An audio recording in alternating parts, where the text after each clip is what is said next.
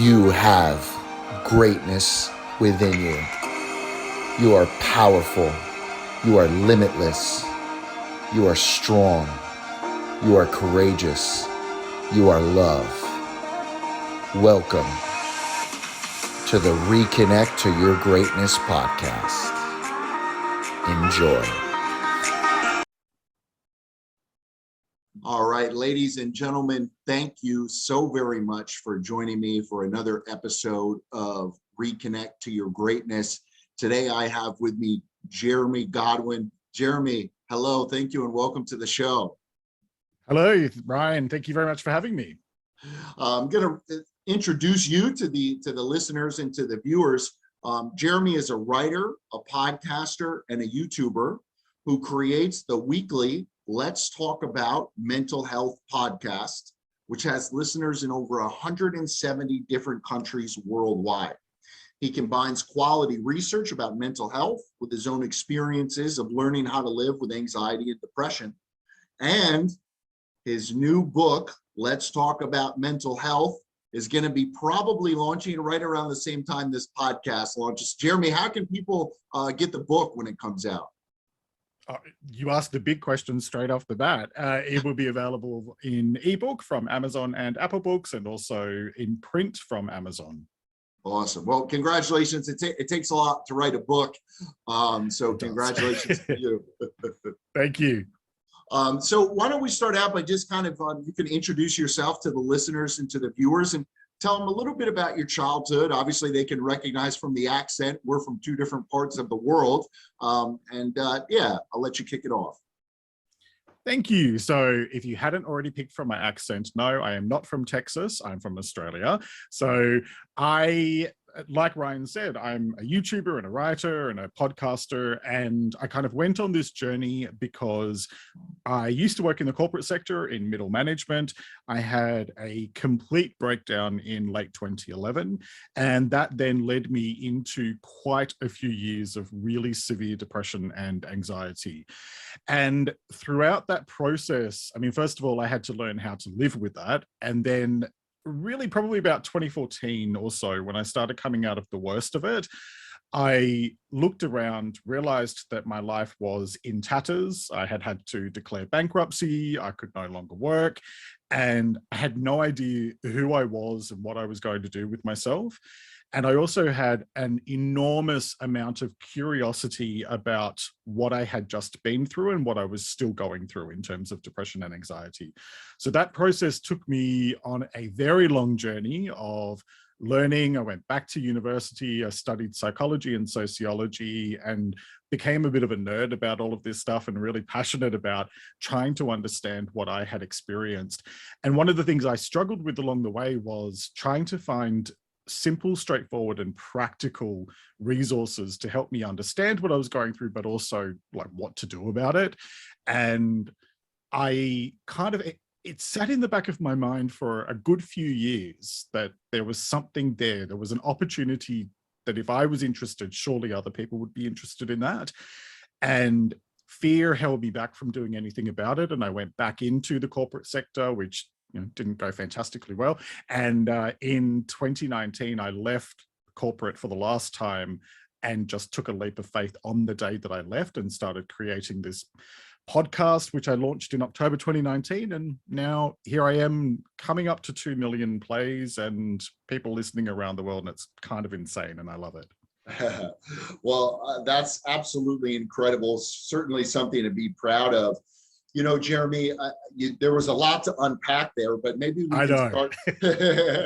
Maybe we can start with, what I really appreciate, and my hope for this podcast and the work that I do is vulnerability. And I just want to let you know I honor and see the vulnerability it takes to share your story with the world, and you deserve to be commended for that.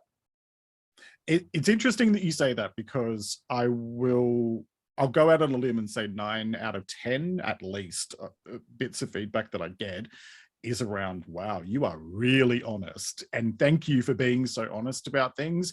And I don't, I'm a very straightforward and direct person. And I think that's also a cultural trait in Australia in general. But I mean, I make most Australians look fairly shy and retiring in how honest and direct I am about things.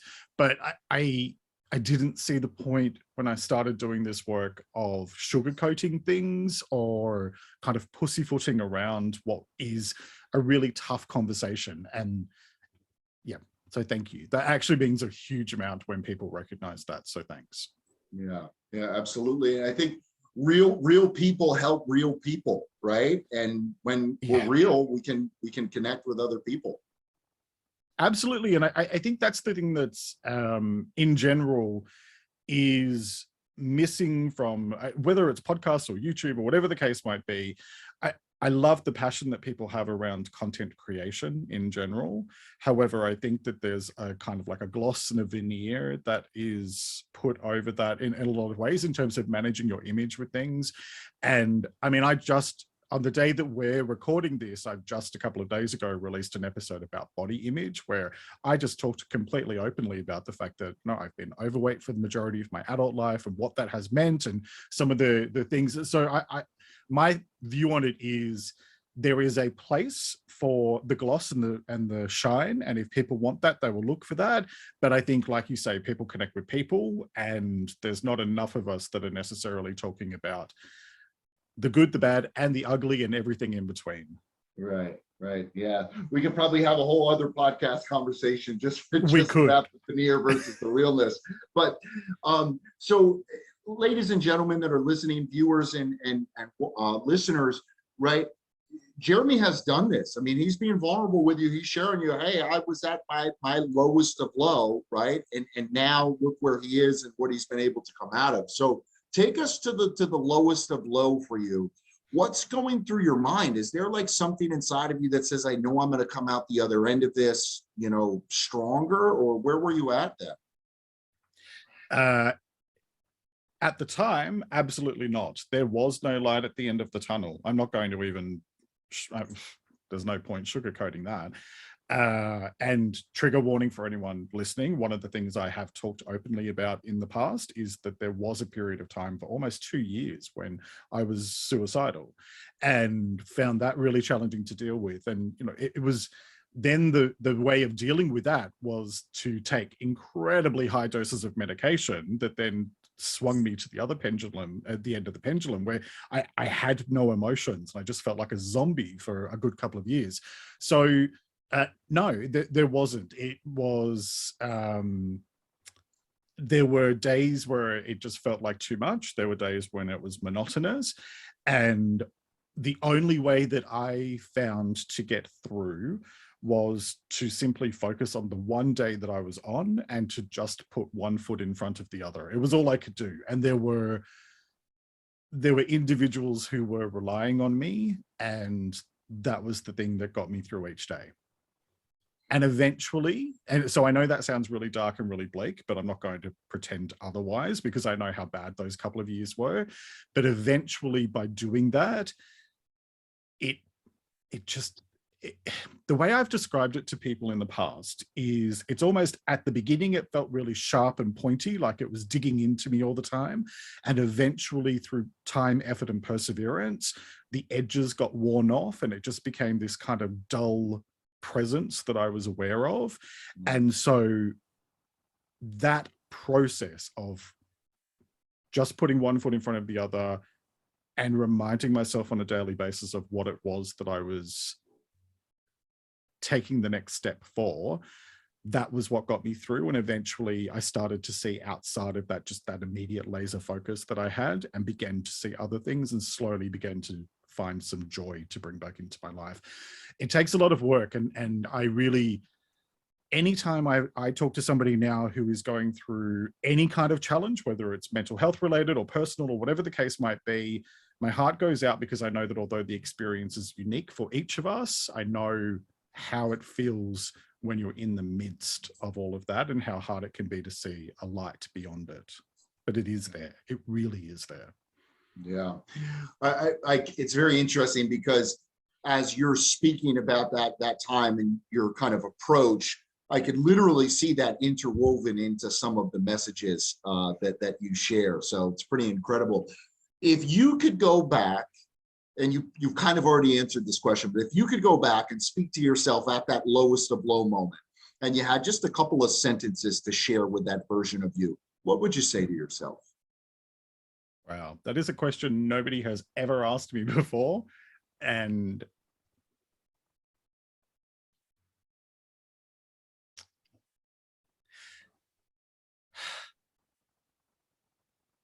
this is going to sound really cliche, but I would simply say it's okay and you will be okay. And what you're going through now feels like it's the end of the world, but what it actually is the beginning of something new. And it's not something that you would have chosen, but trust me when I tell you that there will come a day that you will look back and say, I would not change this for anything in the world. And it's taken me 10 plus years to get to that place where I say that now. I literally So got the that's what I would say. goosebumps. I literally got the goosebumps in the first 30 seconds of that message. That was so powerful. Thank you. Wow. That's hand on heart. That's what I would say to myself. Yeah. And, you know, Jeremy, I think that a lot of people, when they're in that time, you feel alone, right? And You do. and You you feel absolutely do. overwhelmed. And so I want to let, you know, the listeners and the viewers know, hey, this may be your lowest of low, but you're not alone. And not to to your point, not to discredit what you're going through, but yes, there have been other people that have been there. And Jeremy's a beautiful example of somebody who's come out the other side for a whole new life, right? I think that the not alone message is a really important one that it's really hard to hear when you are going through any kind of struggle. And again, this isn't specific just to mental health, but it's a big one for so many.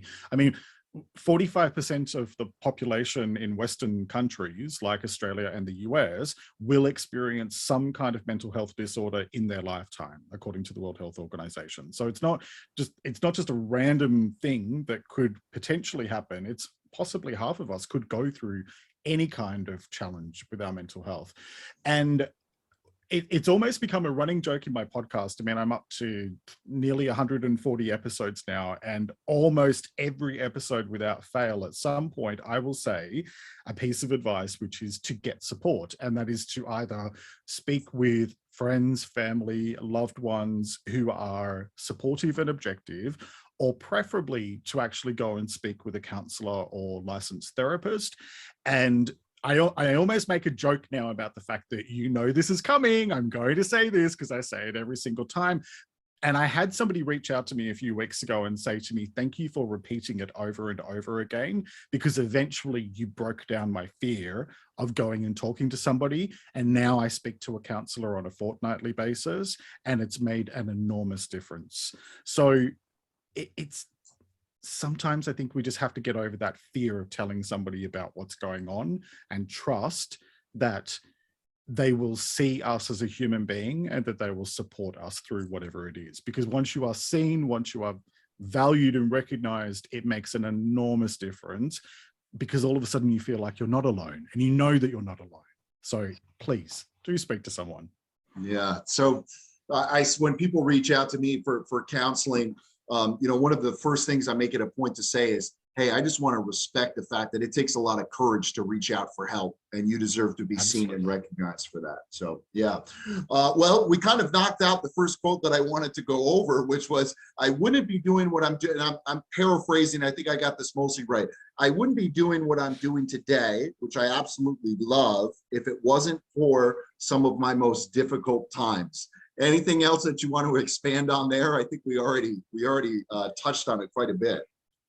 Honestly, Ryan, I think that sums it up. It has taken a long time to get to that place, and I will say that very clearly, because I had somebody say to me last week, I can't believe that you're at that place. I don't believe I could ever get to it. I went, this has taken me 10 years to get to that place. Don't rush. It's okay.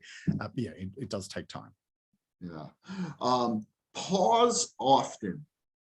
Expand on that. That's beautiful. I think our society in general, but also just the way that we are as human beings. I think that we are very driven to keep going, going, going. I mean, we live in a go, go, go culture. We're encouraged to have a side hustle and then a side hustle on top of our side hustle and to do all the things. And it's actually in the pause, it's in the space and the breath in between everything where we find the truth of who we are and where we find opportunity. And I think there's a quote by Viktor Frankl, which I use a lot in my podcast because it's one of the very first sort of self-development-y things that I came across in the early 2000s where, wow, what is that? I'm fascinated. And in Viktor Frankl's book, Man's Search for Meaning, which is based on his experiences throughout the Holocaust, and it's an amazing, amazing book.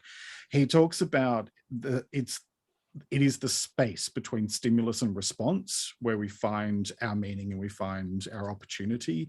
And I don't think that we give ourselves enough space. And so my personal view is the more that I allow myself time to pause and to just be, that actually helps me to be more creative. Mm. You use the word opportunity, and that's very interesting. You know, what does the word opportunity mean? What is something, Jeremy, what do you, opportunity? I'm stressed out right now. I'm trying to juggle, you know, being a mom and working from home and taking care of kids or a dad or whatever the case may be. What's the opportunity that you reference in the pause? You got a little bit of a smile off me there because the word opportunity is a conscious word that I choose. And I do so because so often we call things challenges or mistakes or whatever the case might be. To me, an opportunity is simply a way of reframing anything into a positive by looking for what is the lesson that I can take from this. And sometimes the only lesson out of a situation is simply to say, this is what I do not want ever again in my life. Yes. All right. And if you can get yourself to a headspace where you can go, all right, I'm willing to admit that maybe this isn't the greatest, but there is an opportunity to learn here. And it's just simply about what I don't want to be or what I don't want to have happen in the future. That then determines what you do or do not do next. And so you are the one that's in control of what you choose to do or do not do. Forget about all the other stuff that's going on. You have no control over the world around you. You have no control over what your husband, wife, brother, mother, sister, father, whatever they choose to do or not do, you have no control. You can influence them by all means, but you cannot control what they choose to do or say. All you ever have control over is yourself, and that's where the opportunity lies. Yeah, love it. That's such a great way to look at it. And I think you're right. There's so much power, and there's actually so much freedom to say, hey, you know what? Like, this is not good, but I actually learned what I don't want. It's like, wow, you feel the lightness of that, right? You do. It is absolutely like a weight lifted from your shoulders, and it will, the more you do it, the more you begin to look at all the different aspects of your life and go, oh, hang on a second. The things that I've been so hung up on and focused on and that have been almost kind of dragging me off in this direction actually don't matter. Yeah. Let's go on to the next quote now. You say, you don't have to have all the answers right now, and you likely never will. I was just like, wow. You know, so many times people come and they're looking for, I got to get the situation figured out. What do you have to say to people when they come to you, you know, with that stress? I think it's part of what I said before about that kind of go, go, go mentality that we have. Part of that involves us almost kind of being socially conditioned to expecting that everything will be wrapped up in a nice little bow. And then when inevitably something happens where we don't get closure or we don't get the answers that we had hoped for, or things don't pan out exactly the way that we wanted them to, all of a sudden we go, well, that's not fair. And then that creates resistance, it creates pain, it creates suffering, all of these things. You may not like the reality of it, but the reality is that you will not necessarily know all of the answers. Sometimes you will not find all of the answers. And we need to learn as individuals, but also as a society, to be okay with uncertainty, because it's the uncertainty that gives us space and opportunity to discover the stuff that I mean, I'm going to take a slight sidetrack, and it's kind of repeating what I said before, but I would not be doing what I am doing today if it had not been for uncertainty. If I kept on going down the path of saying, I know what my life is and I've got it all figured out and I'm heading in this direction, and if I didn't allow myself just the space to go, oh, okay, everything's gone to crap, how do I respond from here? And that's the kind of stuff that it's really uncomfortable, though. It's incredibly awkward. It's alienating for people to do that. But once you learn to sit with the discomfort, you begin to see the things that are possible. So let's unpack that a little bit deeper. How can maybe share a couple actionable strategies with people that they can use that will help to make some of that uncomfortableness? I don't want to say easier, because I don't know if it can be easier, but maybe some intention or some purpose behind it. Any strategies you would like to share there? Look, three things kind of spring to mind that are fairly related. And the first is to stop caring what other people think, because that does tend to drive a lot of what we do or don't do in life.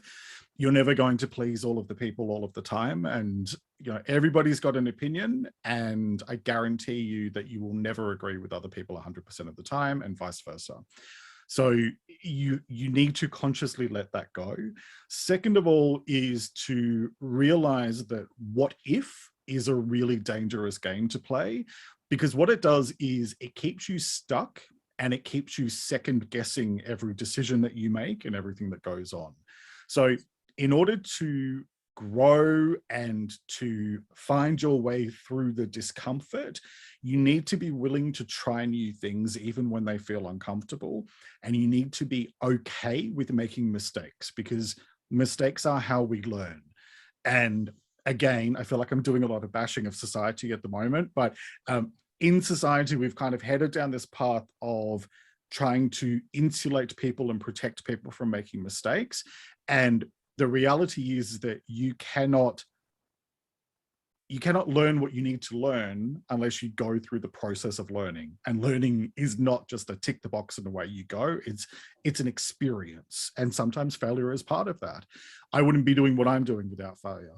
And then I said there were three things. The third thing would absolutely be that, as part of that uncertainty, kind of hone in on what it is that makes your soul sing, and do as much of that as possible. And quite often I get people, I mean, I work with clients on a one-on-one basis as a coach and counselor as well. And I get a lot of people go, but I don't know where to start. And so my advice is, well, start with what you don't want. Anything that you have a really strong visceral reaction to that says absolutely not, that is not what I want, that's the clue, because then you look at that and go, okay, great. So if that's what I don't want, what do I want by comparison? What is the opposite of that? Or what are some of the alternatives that I could explore? And so, and this is one that I say quite often in my podcast as well, as part of that is, in addition to making your soul sing, just recognize the thing that life is way too short and precious to be wasting it on something that makes you miserable. If it makes you miserable, that is a very big red flag saying, leave, leave, leave, do something different. For sure. Yeah, that's so powerful. I've actually never heard it explained in that way. And that I really like that. Just kind of like, hey, okay, so what is it that you don't want? And then what's the antithesis of this? What's its direct paradox? And maybe that's a good place to start to lean into.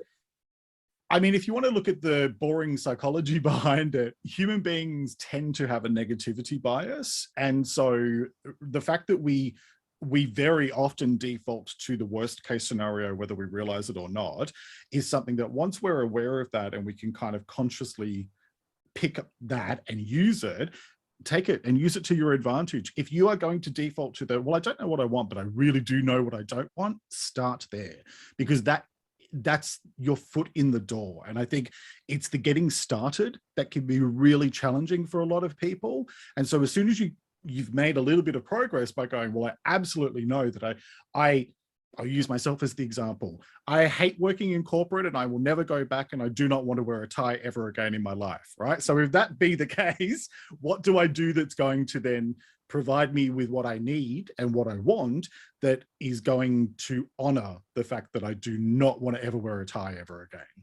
Okay, well, being a counselor and a coach and being able to have your own podcast, that pretty much gives you the freedom to wear what you want to wear. And I have not worn a tie in several years, I will tell you that. Nice, nice. So let's shift gears to another area that you focus on, which I think a lot of people, struggle with, and that is setting boundaries. And you have a quote here, you say, don't continue to give and give to people who don't value you. I think that one of the hardest parts about being a human being is learning how to set boundaries, particularly with people that we love. What advice or strategies would you have to share with the listeners and the viewers about how they can, kind of set boundaries? Maybe we should start off with, how do you describe boundaries? Boundaries for me, and this is something I talk about in my new book as well, boundaries are very simply a decision around what you will and will not accept. And again, it is that very kind of almost black or white, very clear-cut definition in your mind around, if you don't know where to start with what you will not accept and then look at the opposite from there. It is really around setting limits on who has access to you and how they have access to you. And the more close that our relationships are, whether that's emotionally close or in terms of the way that we are related, because boundaries with relations tend to be the more challenging ones. I think we put all of these kind of labels and rules and expectations around things, but ultimately you as an individual have the right to decide who has access to you and how that access looks and feels. And I am very much focused in my work about balance, and it is a recurring theme in almost every single episode of my podcast. And that is about saying that life is give and take. I have three kind of basic foundations for better mental health that I talk about, which is to consciously do no harm, be kind, and give more than you take. And those three things apply to how you treat other people as well as how you treat yourself. And so if you kind of think about those three elements and like looking at other people plus looking at yourself, what it provides you is a framework and a guideline almost for balance, and to be able to say, okay, if I have a relationship with someone, let's just say they're a family member and they are mistreating me, how do I approach this in a way that is kind, but also that I don't allow them to continue to do harm to me? And so I think we shy away from confrontation very often because we don't want to hurt people's feelings. But in fact, if we just roll over and allow people to mistreat us, what we're actually doing is creating the way that they're going to treat us in the future. Sometimes you have to have a tough conversation with someone that is balanced with kindness and fairness, but a tough conversation that says, hey, this isn't acceptable, and here are the reasons why. Let's talk about how we can treat each other with kindness and make sure that we're not doing harm to one another. If the person then chooses to continue mistreating you, then that's a whole different conversation, because once you have set the boundaries, it's up to you to enforce them, because unless they're enforced, a boundary is just an imaginary line. And so it then becomes a case of saying, hey, we talked about this last week and you're still mistreating me. I need this to stop. And if it continues, then we'll be reassessing the way that our relationship looks. And love it. That's all absolutely incredible. And, how do individuals kind of is there a timeline on it, or how do we judge, like, hey, I set a boundary, you've continued to break it or not honor it, whatever the case may be? I know it's probably a nuanced question and there's no black or white, kind of timetable to it, but what are your thoughts on that? Well, I mean, yeah, you answer the question in what I would have initially said, which is that it is going to be case-by-case basis. In general, the longer you leave things, the harder it becomes to deal with them. And so you don't want to be coming down hard on people the moment that they open their mouth, but you also, what you accept is what you will get. And so if there are repeated breaches, I mean, look, I'm a fairly assertive person. I work on a 3 strikes and you're out kind of approach in most cases. And if we have a conversation on the Thursday and then you come back and do the exact same thing on a Friday, we're having a conversation on the Friday. There's no question about it. Because if I let that slide, then that sends a subconscious message that says, you are absolutely fine to walk all over me. So it has to be, you have to be on top of it without being belligerent or mean. It's just about thinking about what your intentions are behind it. But if you do not prioritize your mental health and well-being, nobody's going to do it for you. Right, right. It's interesting. I was having a conversation with an individual the other day, and I said, I almost feel like setting a boundary and then not honoring it or not holding another individual to that boundary, right, is almost, and allowing that to continue is actually almost more deleterious or harmful to you and to the relationship than like not setting it at all. Because now, like you said, it's sending that subconscious message to the other individual and to yourself, reinforcing that emotional program of people can just walk all over. What you're actually doing by doing that is sending a very loud and clear message that says, you can do what you like with no consequences. And that's how we end up in conflict. The conflict that most people think that they're scared of is to have these tough conversations with people.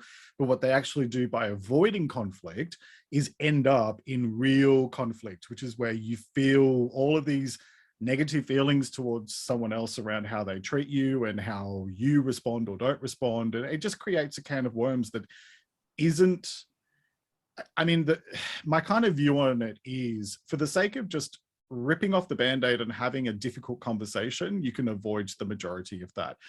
It's then up to the other person whether they come to the party and they honor those boundaries, but you've done what you can do, which is within your control.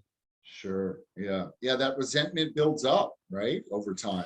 Absolutely. And resentment festers. And I have made this joke several times in my podcast. I'm going to make it again. The only Fester I am interested in is Uncle Fester from the Addams Family. All other festering is bad. Yeah. Yeah. That's a great point.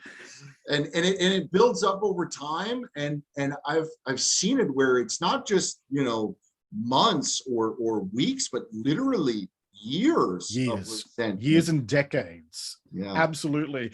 And I'm trying to be very careful about how I say this because I'm conscious that somebody has just popped into my head as I've been saying all of this.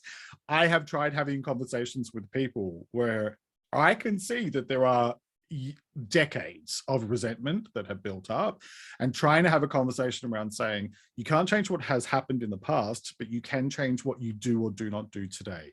Every single day is a whole fresh opportunity to start over again. And just because a relationship has festered over years or decades does not mean that you have to keep going the same way. That's the bit that most people go, oh, but that's really uncomfortable. Well, yeah, it's uncomfortable. Life is uncomfortable. Like, growth is uncomfortable. I mean, we talk about how beautiful butterflies are. And I know this is a cliche, but butterflies don't just pop into a cocoon and grow a set of wings and come out and go, ooh, look at me. They actually go in and are broken down to the molecular level into a whole pile of goo, which probably is painful, and then come out as something completely new. So what I'm trying to say in a really colorful and cliched way is that there is a process of growth, and we call what we go through in our teenage years growing pains because it is physically painful, and there is an emotional pain that you sometimes have to go through to grow. Don't be scared of a little discomfort, because it's the discomfort that actually tells you that it's working. It's almost like you're looking at my sheet here, because that was literally the next quote that I had down. So I love the flow of this conversation. Let's start to bring the plane in for a landing. Share with the listeners and the viewers a little bit about your book. I'm sure you're super excited, and it takes a lot of work to write a book. So let's talk about mental health. Share with the listeners a little bit about what the book is and maybe a few key points that you touch on in it. Well, the book is a compilation of some of the topics that I've covered previously in the podcast, and I've sort of reviewed and revised and expanded and taken those topics and an opportunity to weave together a narrative which is taking the reader on a journey of thinking about your relationship with yourself, your relationship with the world around you, and what you want that to look and feel like. And more importantly, why you want certain things or don't want certain things. And so there are self-paced reflection activities in there as well, but it's effectively, it's very thought-provoking in terms of encouraging you to stop and look at different aspects of your overall well-being, and then to take that and think about, okay, what is one or two small things that I can focus on over the next day, week, whatever, and then come back and look at how you can build on top of that. Awesome. Awesome. And so, ladies and gentlemen, again, probably right around the time that this podcast is being released is when Jeremy's book is going to launch. It's called Let's Talk About Mental Health. Jeremy, if the listeners or the viewers want to get in touch with you and connect with you, how can they do that?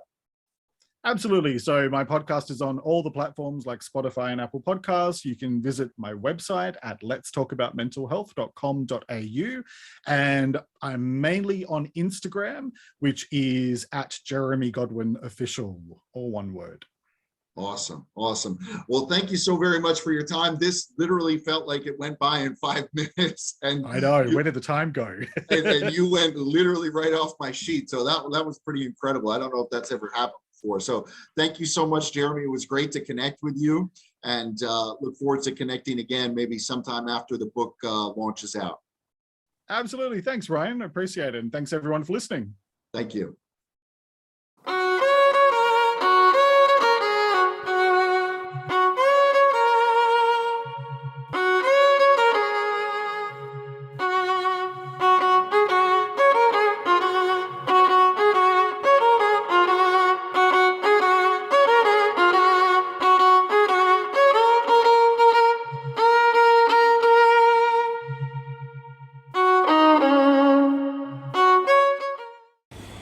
Hello to all of you out there. My name is Ryan Joseph Kopyar, and I want to invite you to come on this journey with me to learn more about healing and the holistic power of the mind-body connection. I think at the end of the day, we all want to live a happier, more joyful and fulfilled life. And my hope is that together on this journey, we can explore the mind-body connection and what it means to truly experience inner healing. So I want to thank you for joining me, and hopefully this will be an exciting journey that we can all take together.